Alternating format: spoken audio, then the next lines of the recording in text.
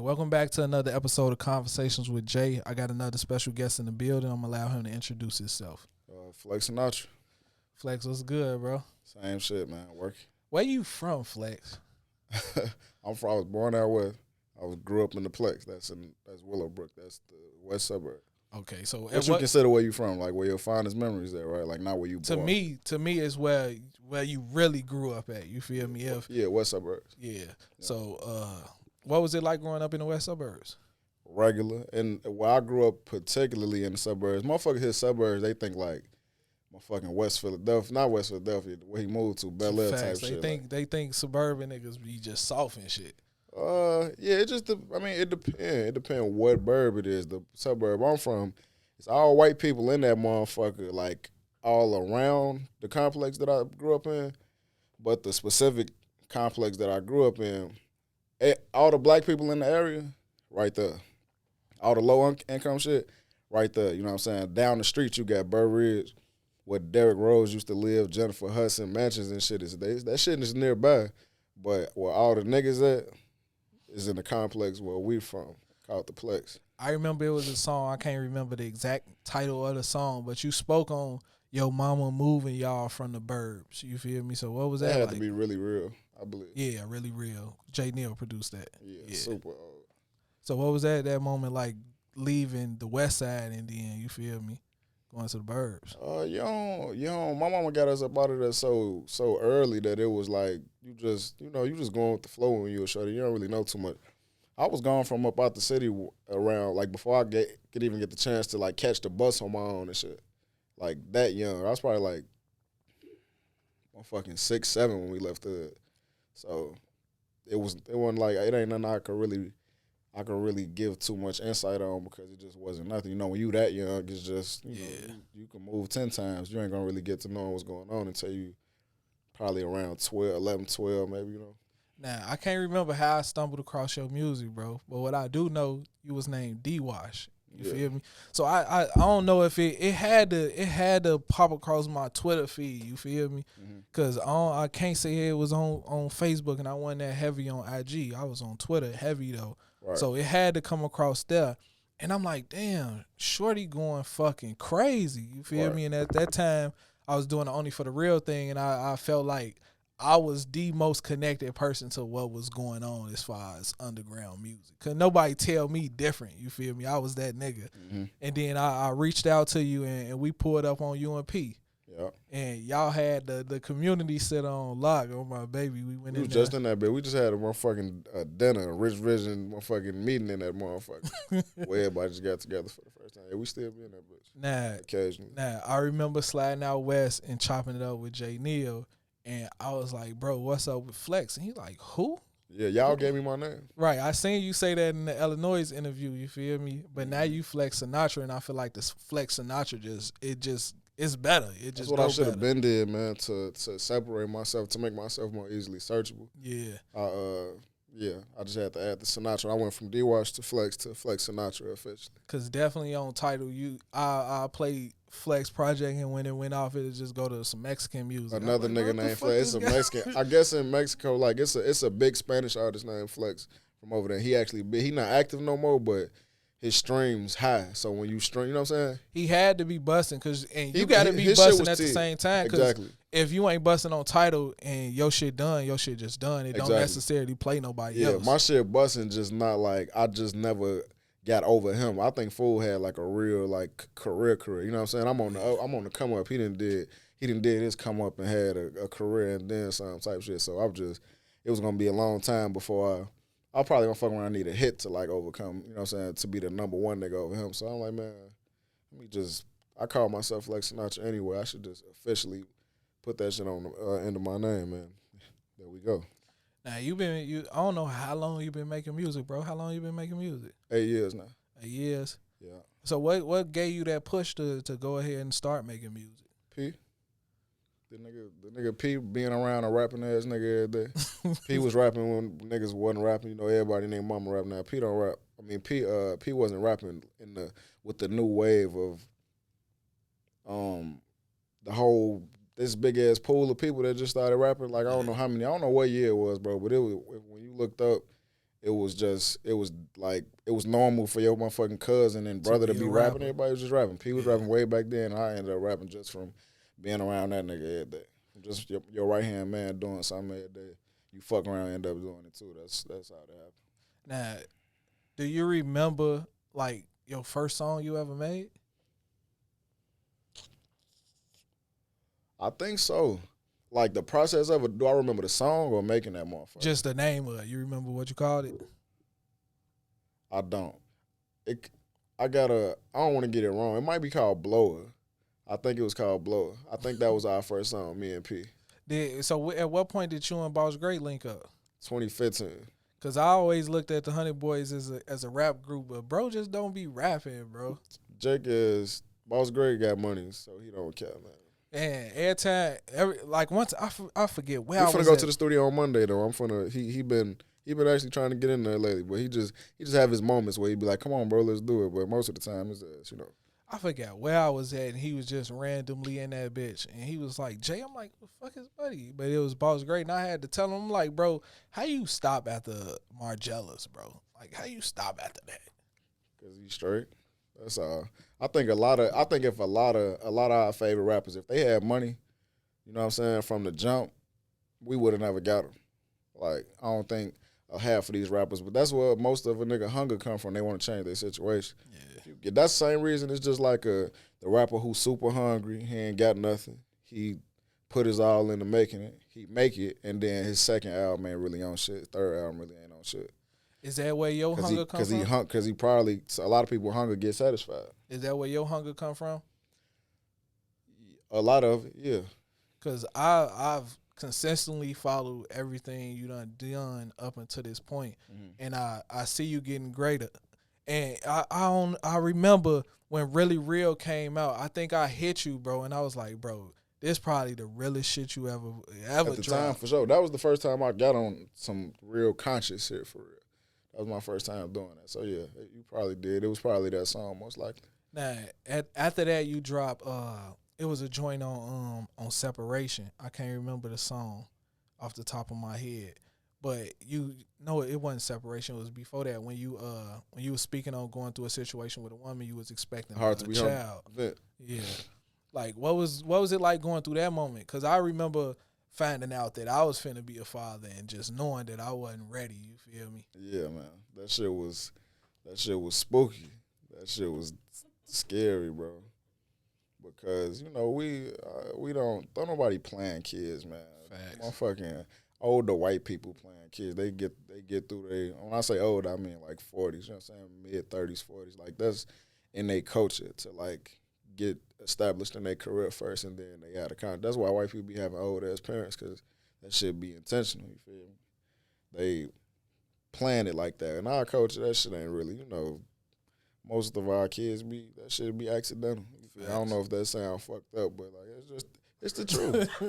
It's the truth. Nobody playing kids. So everybody I just went through the same experience that every nigga went through when they, you feel me, got that news. The only thing was the best that situation can go is like if this your girl for real and y'all happy and y'all can see that. You know what I'm saying? Yeah. Or even if you can't see it, sometimes you just gotta grow into the idea. But I wasn't with Shorty though, so that's what made it spooky, you know what I'm saying? Yeah. If it was my girl, then it wouldn't have been whatever.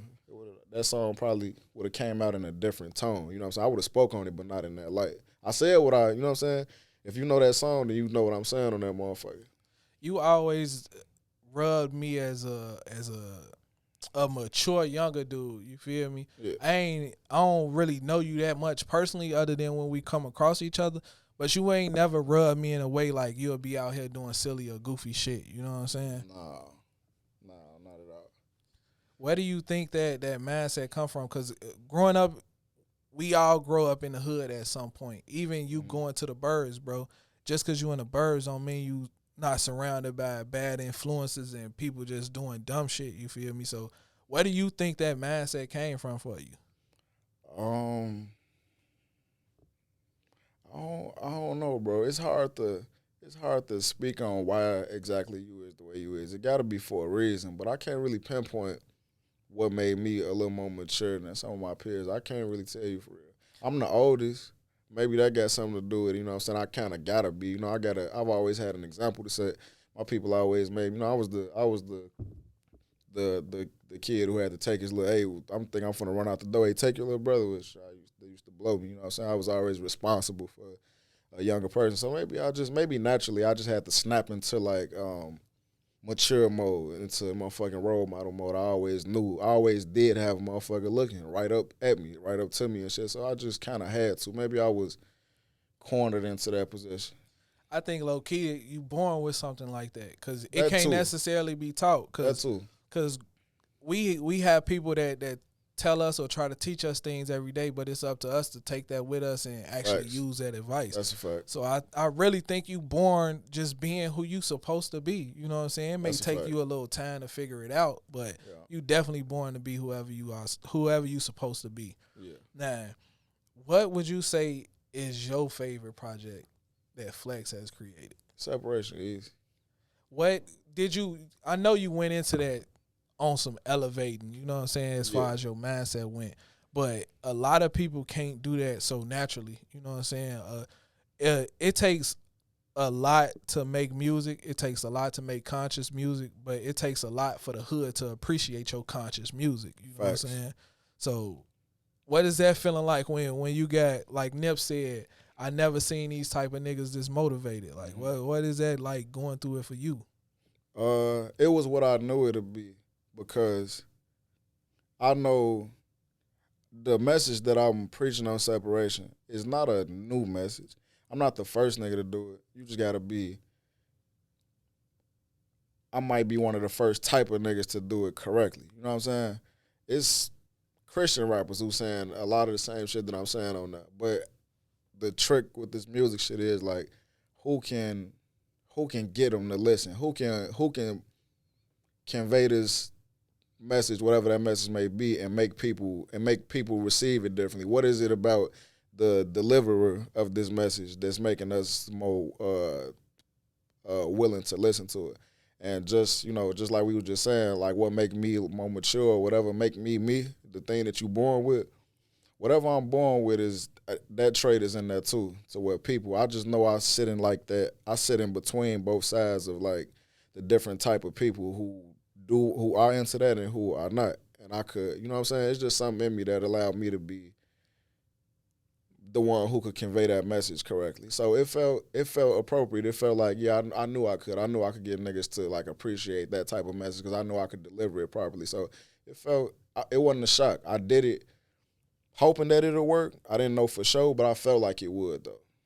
You know, it's a lot of artists that never get to be in a position that you in to really grow a fan base, bro. Mm-hmm. And from I was gonna say as far as what? From where you started to now, bro, like a lot of artists, they buy their fan base and it ain't real. You know what I'm saying? Or they just come up too fast. If I would've got on, everybody want to get on when they first start. Don't know new rappers say, all right, in 8 years it's on. Nah, nigga, they in that studio busting their ass trying to make the next song the one. You know what I'm saying? But if you get that shit too quickly, you skip over a lot. You skip over a whole lot. You don't really get to, if you get on in that first 6 months to a year you rapping, you miss what I've been able to create and grow and develop in these 8 years. All right, now, Rich Vision, bro. Y'all got a super strong team.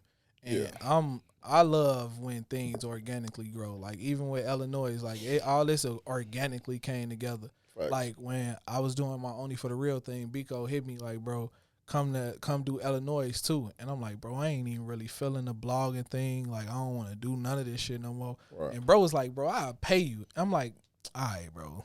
You gonna pay me, cool, I'll do this shit. And it got to the point where I told Biko, I'm like, bro, you ain't gotta pay me, bro. I'll just do this shit just cause I believe in the vision that he had. You know what I'm saying? I'll never forget, bro came, sat in the crib, sat with me for like 2 hours, showed me how to do everything on Illinois. I'm like, bro, this nigga extremely passionate about this shit. Like he on this shit. And it'd be like, I tell bro all the time, like I don't work with a lot of people, and I don't know if Biko see himself as a boss, but I let him know, like, bro, you a boss.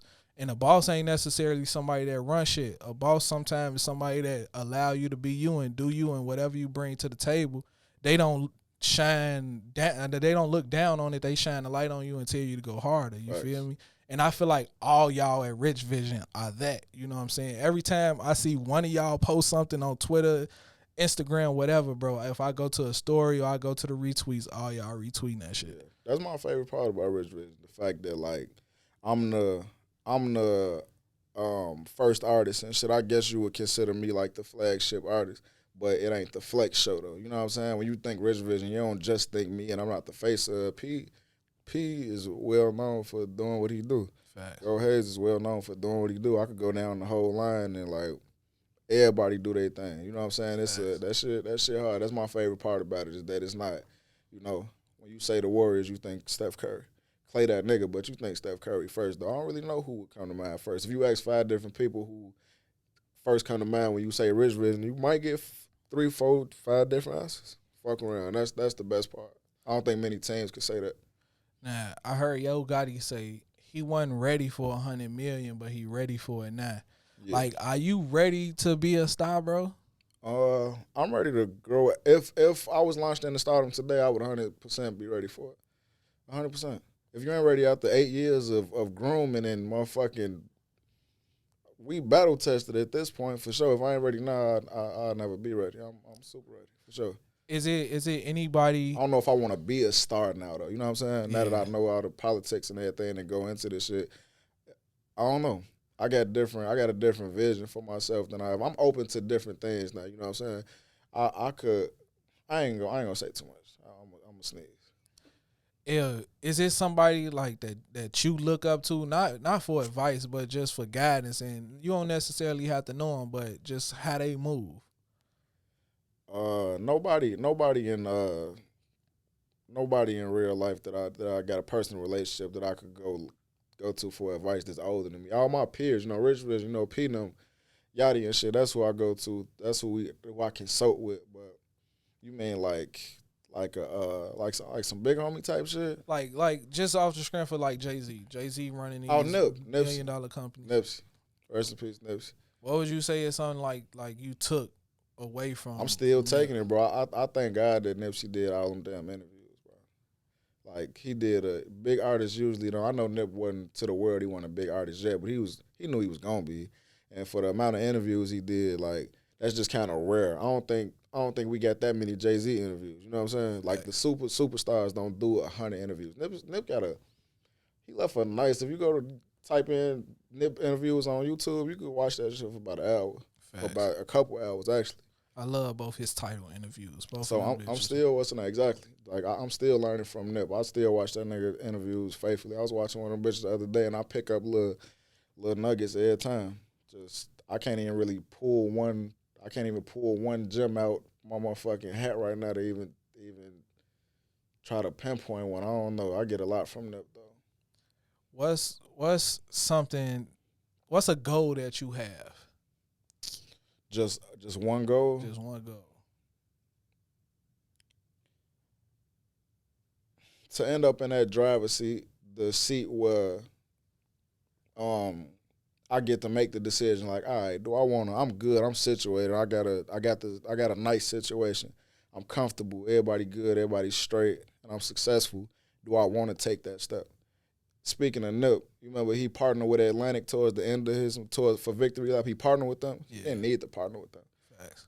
He just felt like for what I want to do next, I feel like that'll be a good partnership to put this shit to really turn up the volume on what I'm doing and get them out, get that, you know what I'm saying, get that top tier marketing, get us on billboards and shit. But he didn't need that though. When you got the streets, you don't need none of that shit. So he was in that position where he got to make the choice, like, do I want to stay 100% self-sufficient or should we cash in on our hard work a little bit and let them, you know what I'm saying, and do a business partnership? That's the kind of position I want to end up in, where I'm in the driver's seat and I get to make the crucial decision for what's going to happen next in my career instead of, damn, I low-key lost it. I need to, man, whoever give us a deal, we should take it type shit. You know what I'm saying? That's a bad position to be in. That's my goal overall. Is it anything you want to do outside of music? Like something that you got your eyes set on? I'm so focused on music, it's hard to say. I know I'm gonna get into a lot of things business-wise, but it's hard to, I can't speak on nothing yet. I'm so focused on the music. I'm so engulfed in this shit, it's hard to even say. 8 years ago, looking back on your start, like, could you honestly see yourself growing into a rapper? When I first began, Yeah. I didn't know what it looked like, but I knew I don't do nothing for play, bro. That's why I don't do a whole bunch of shit because I can only do what I really give a fuck about. And so from the moment that I decided, like, yeah, I'm gonna do this rap shit, absolutely, yeah, I could see myself bigger than life. I knew I was gonna be bigger than life. I just didn't. I couldn't visualize exactly what it looked like. Like 8 years later, where I'm sitting right now, I couldn't picture that it was gonna look and feel like this, but I knew it was possible though, very possible. What's one of those moments in your career that you look back and you just got to celebrate yourself? Celebrate myself now. Period. It could have been 3 years ago, and you was like, "Yeah, that shit it." Wait, pose the question again for me. Like, what's one of those moments in your career, your entire career, that you look back on and you just got to celebrate it? That moment, Like an accomplishment, anything. It could have been when you dropped Separation. You was like, "Damn, bro, this my best body of work." that was the biggest like side relief, seeing that people took to it, bro. Don't nobody, bro. If you know how this shit go, bro. You know what all the shit on the radio sound like, all the shit that go viral, all the shit that's popular, all the shit you hear the shorties listen to. Don't nobody want to. You feel me? You would think don't nobody want to hear that type of shit that I'm talking about on that album. But I felt like we could fuck around and do it, and we did it. And I found out that it's gonna always be a place for that. You know what I'm saying? It's our real rap fans gonna always be out there looking for real rap. They just don't know. You know what I'm saying? People don't know what they want till you give it to them. So I said, let's give them this shit and see if they take it. So, and that was a proud moment, man. That was hella refreshing. Like that was a big ass relief when it was like, man, they taking to it. You know, they accepting it. They actually eating this shit up. So that was a huge accomplishment. When you look at your numbers from your projects, like outside of Chicago, like what's somewhere where they really fucking with Flex at? Oddly, Minnesota, Minneapolis. I don't know why. For years, I had when I check my. I ain't huge on stats, but I check them at now and then. And when I do check them, for years, Minneapolis. Don't know why. I got family out there, but I know it ain't because my family just over pushing me out there. I wasn't really related to that, but Minnesota, bro, shit weird. So shit, whenever you go on tour, For you sure. feel me? The final stop got to be Chicago, but right before that, got to be Minnesota. That's a fact. That the whole tour backwards if I don't hit that motherfucker. I'm trying to hit that motherfucker before I even go on tour. I really feel like I could go pack a club out in Minneapolis right now. All right, now what's some advice you would give to your younger self? Some advice I would give to my younger self. Some advice I would give to my younger self.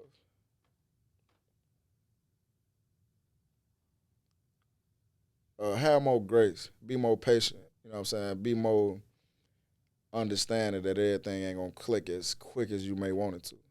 My advice to my younger self would be to buckle down. If you're gonna do this shit, don't look for the quick flip. Don't get frustrated if year 3 this shit ain't where you want it to be.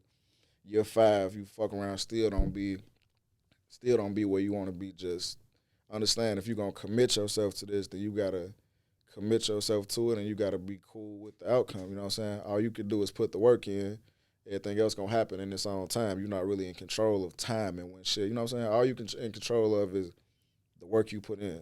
Shit gonna fall in place when it fall in place. Just relax. You know what I'm saying? Don't get frustrated when you maybe not when shit not looking how you thought it would look at that point. All right, now before we get out of here, tell everybody how they can stay in tune with you and they can find everything Flex Sinatra. Well, finally, my shit easily searchable on Apple Music, all the streaming sites. You feel me? Spotify and all that. Just type in Flex Sinatra. Shit gonna pop right up. I'm the only one. Another nigga better not put Sinatra on his name. It's a whole lot of flexes. A nigga better not put Sinatra on his name after I done finally did this shit. But Instagram, 100flex underscore. Same thing on Twitter, just without the underscore. Man, I want to say I appreciate you for sliding through. Like, I never could look back on life and say, this person gonna make it, this person gonna make it, this person gonna make it. Mm-hmm. You feel me? But it's always good to see somebody that's stuck with it and that's finally getting their proper due respect. You feel me? Because I feel like in Chicago, we don't play enough Chicago music on Chicago radio. You feel me? Politics, man. And I feel like you been had Chicago music that should have been on the radio, along with a whole lot of other artists. And some people blame that on, like you say, the gatekeepers, you feel me? But not a lot of people stick that shit through. You know what I'm saying? Regardless of how somebody else supports you, you still got to keep it moving. And Sure. I've always seen you keep it moving, regardless of what's going on. And like I say, now you got the bigger names in Chicago. They open their ass to Flex, you feel me? And it took a little while, but you know you been cold. I ain't got to tell you, you feel me? You know you been one of them dudes. Yeah. So I'm just happy to see you getting your flowers as far as Chicago goes, you feel me? And I can't wait to see how far you take this shit. Yeah, me either, man. I'm this shit surreal for me, my motherfucking self. I feel like a supporter of myself watching this shit from somebody else's body. I'm watching this shit unfold just like y'all. It's kind of weird to see all the reception in 2021 and this year, you feel me? I'm so used to being overlooked. You know what I'm saying? But yeah, for sure. You've been there from the jump, bro, and I appreciate you as well. Bro, You've definitely been there for you gonna be able to you gonna be on the top of the list of niggas who could say I told you so, for sure. Bro, you deserve all that shit, bro. No Gratitude, doubt about bro. it, bro. Gratitude, bro. Now, this has been another episode of Conversations with Jay. Mark.